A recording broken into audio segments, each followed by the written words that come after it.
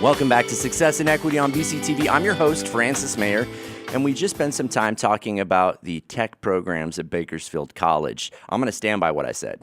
The people who have changed our lives the most in my short life have been STEM folks, science and technology folks, whether it was Steve Jobs or Bill Gates or Elon Musk or the folks doing all these amazing things up at the Mojave Spaceport. These are folks who went to school for science and technology, and we didn't even get into the medical fields. If you got to see Melinda Madrid's story, she actually, and you can watch it on our YouTube channel, Equity TV on YouTube, Melinda Madrid has a home dialysis machine. And that wouldn't have been possible if somebody hadn't decided to go to school for a long time and do a lot of research. That person has saved countless lives, and you could be one of them. And it can start right here at BC. Janelle Orozco, you're a member of student government at Bakersfield College. You were a first-generation college student, weren't you? Yes, I was. And what does that mean when we throw that term around a lot? I think being a first-generation college student means that you have no experience with college. So you're going in somewhere that you have no idea what it's like, what to do, and pretty much nothing about college. Because your parents did not go to college. Yeah, my parents didn't go to college, so when I started going to college, it was kind of like figure it out on your own because there's not much we can do to help you. Yeah, I mean, they can give you love and encouragement. Yeah. And Professor Courtney Rodriguez, one of the absolute gems and treasures of the Bakersfield College campus, he's a first generation, right? Yeah. Guy's awesome. He tells a wonderful story about when he realized that he wanted a little more out of life. And he went to his father and said, hey, I want to go to college. And his dad was like, okay. And he was like, how do I do it? I don't know.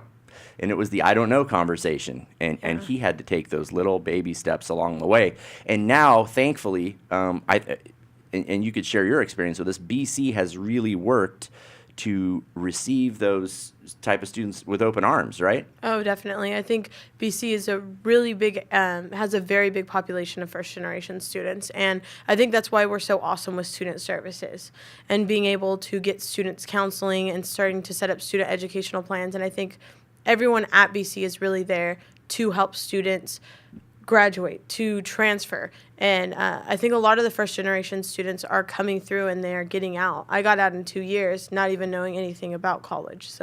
And where are you headed next? I'm actually going to be transferring, hopefully, to UC Berkeley. So I'm pretty excited. Well, that's very exciting. That's one of the gems of the Cal system, or the UC system, and that's incredible. But you really took advantage of your time at BC. You've done a lot of things. It's hard for me not to bump into you on campus sometimes. Yeah.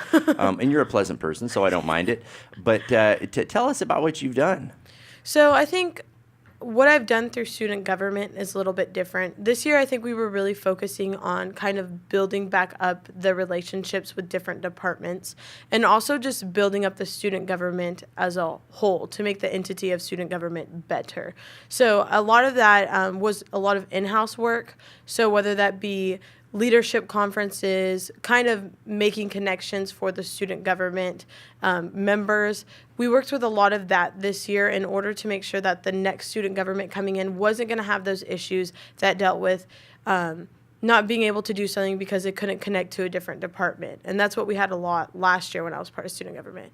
But also through the Department of Equity and Inclusion, I'm a promising professional through there. So I've been able to create a couple projects. Community Hour is something that I founded with a few of my other committee members, and that's pretty much building the links between faculty and students, building a bridge of communication between them. So faculty comes, they speak about issues they have faced through college. We've had a lot of first generation. We've had people that have had disabilities and how that was going through college, and kind of opening up an area to discuss things that most professors don't have time to discuss because they're in the class. A lot of the time students see professors as we're almost on a different level, so we can't necessarily connect with them on a more like intimate level and everyone has things going on in their lives. So sometimes that's kind of missed, especially through school. So Well, and what it does is it stifles people because we have a tendency to categorize ourselves. Exactly. And you look at a professor and you say, well, he has a PhD. He's got a master's degree. He's just he's a better person than I am. He could do it because he didn't have a obstacle-filled childhood, whether it was a parent being in prison or surviving abuse or all these things that happen to people in life. And it's sad and it's unfortunate. But when we see people who are successful, if we had a chance to peel back the layers of the onion, we'd realize there's pain in their life too. Exactly. There have been obstacles. Yeah. The only difference is that they overcame them. Yeah, so I think one reason behind this was, for me, I found the most motivating thing was to hear other people that went through a struggle succeed. So I think that's really what made me feel like, oh, I can do it too. If they did it, I can do it. So we've really had really awesome turnouts by students, and I've had students come up afterwards and tell me, thank you so much. I really needed this. So hearing that, I know that it's something that hopefully continues once I leave, and that the department holds on to, and that continues changing people's lives. I think it already, from what you said, it already has. But it's called the community hour, but it's really like Professors Unplugged, is what it sounds like. Yeah, definitely. They're just getting down and telling you stories, and if you're fortunate enough to attend one of those, you be careful; it just might change you. Yeah. Janelle, let's go back to when you were in high school. What was Janelle up to? Junior year, senior year. Geez, Janelle was up to nothing probably. I actually graduated high school with like a 2.7, really sadly. And I mean, you have me beat. Oh no. Yeah, go on though. So yeah, I think I was kind of interested in the realm of friends, hanging out with my friends, and I think that's just kind of something that happens when you're in high school. And the people who did really good in high school, awesome for them because they got a head start. And I wish I would have done that when I was in high school because I would have already gotten a head start. Not that I regret going to BC. I probably still would have went to BC, but I feel like I fell back a little bit, like in remedial classes and things like that, because I didn't really pay attention through high school. So I think if I would have concentrated more, I would have probably been out even sooner from BC. And I had to take about a full unit, 5 to 6 classes a semester to make sure that I graduated in my 2 years. So if I probably was on track, then I probably would have only had to take a couple a semester. So that would have been a lot different, not as much stress, but that's what helped me grow up. So at the time I was in high school, I was not mature, and I had my mind in different places. So I definitely think a lot of people, when they come out of high school, they don't think it's possible for them. Oh, I did horrible in high school. I'm not smart. I think a lot of the times you don't try. You're so caught up in the drama and she said this. It's just a whole different atmosphere than being in college. And that was something that was hard for me to realize. And it was a tremendous relief, actually, because I grew up in a small town. My high school was the only high school in town. Oh, wow. Yeah, and it was an absolute hotbed of gossip. I mean, everybody would oh, really? Those shoes? Ugh. And, it was like a ball of neurosis. And then you get to college and you realize, nobody cares. Yeah. Nobody cares what your girlfriend looks like. Nobody cares what kind of car you drive. No. Nobody cares. No one does, no. No, that's not like one of the first questions someone's going to come up and ask you, and if they do, they're a doofus. They're the dork now. I know. Stuff that was cool in high school is most certainly not cool in college. Yeah, it's really depressing, honestly. When you think back to how much energy was wasted, and you're right, there are distractions, and you were able to find yourself at BC for a fraction of the cost that it would have cost you at a 4-year school, right? Yeah, no, definitely, because being first generation, I was also have a very low income background in my family, so I would have definitely, I never even thought a 4-year university would be possible for me. So that's why I'm so excited that I'm going to a 4-year. I never in a million years would have ever thought that I would be going somewhere especially UC. So I'm so excited because I think a lot of the times we try to make it not possible for ourselves. Oh, we can't do that, or that's too expensive. But I think as long as you work hard for something, you can get it. I've worked 2 jobs while going to school full time. So I've been able to save up money. I should have my first year paid for. And on top of that, UC, he's like, what the heck? UC is actually, a lot of people don't know this, they have a blue and gold scholarship program. So if your parents make under $80,000 a year, they pay for your tuition. Wow. So being able to find those things out really helped me. So now that I know it is possible. So it's really getting the idea out that it is possible. There are different ways. There's financial aid. There's, especially at UCs, they give out scholarships, lots of financial aid to attend them too. So, and that is going to be an absolute life changer for the Orozco family line. Yeah, no, Like, definitely. Yeah. Your kids are going to think that it's totally the norm to be in the UC system. Yeah, no, and I think that's going to be the craziest thing, especially because my father actually was from Mexico. He was a farm worker his whole life. He's a labor worker. So being able to, for my dad, he's like super proud of me. Yeah, because, what does he think of all this? My dad is like, I don't even think he can like kind of comprehend in a sense, because my parents are divorced, but I have my real dad and my mom are still really close friends, and I go visit my real dad all the time. But for him, he didn't even graduate high school. So he's like so proud of me and so happy. And that's I think is the best feeling, seeing the people around you really be proud of you.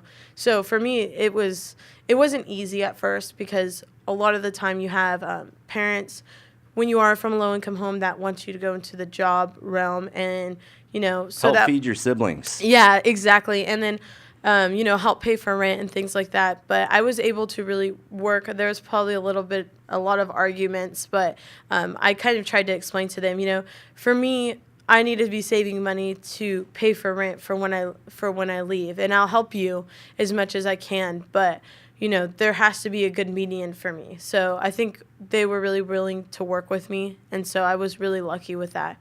And I know a lot of people who are working like 2 full-time jobs, going to school, helping their family, and that's like really, really awesome that people can do that. Yeah. But it's tough. It's tough. No, it's not easy. But I guess part of the story that I'm missing here is like you went from being, I'm sure you were just a sweet kid in high school. You're a very nice person. But you became hyper motivated somewhere along the way and got involved with student government. Was there a mentor? Was there a light bulb moment? What was it that made you make so much good use of your time at BC? Oh my goodness. I get asked this question a lot, and it's really hard for me to pinpoint. I think what a lot of people don't know is I actually suffered really bad anxiety when in high school. It got so bad that I actually had depression. So a lot of people don't know that. Yeah, I suffered depression, and I was like really suicidal and things like that. I was on medication. I eventually weaned myself off of it and kind of dealt with it myself. I got a lot of self-help books, so that was helpful. But I think for me, that moment of realizing that I wanted to be something more in life, that it changed for me, because I was like really depressed, and then I said, I have so much life to live, I'm going to make it meaningful. So once I think I came out of my depression and I kind of dealt with it, I realized that there was so much more to life that I was holding myself back from. So I think that switch really helped me realize, if I'm going to live my life, if I'm going to go to school, I'm going to do it 110%, and nothing's going to hold me back.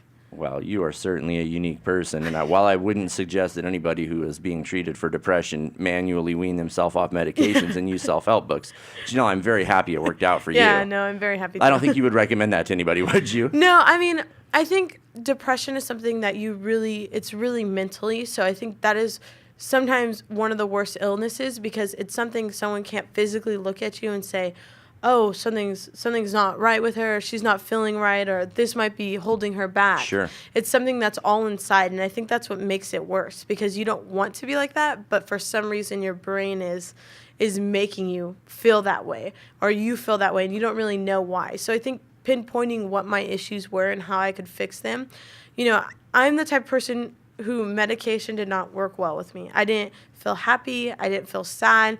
All my friends were like, you're acting really weird. Like, are you okay?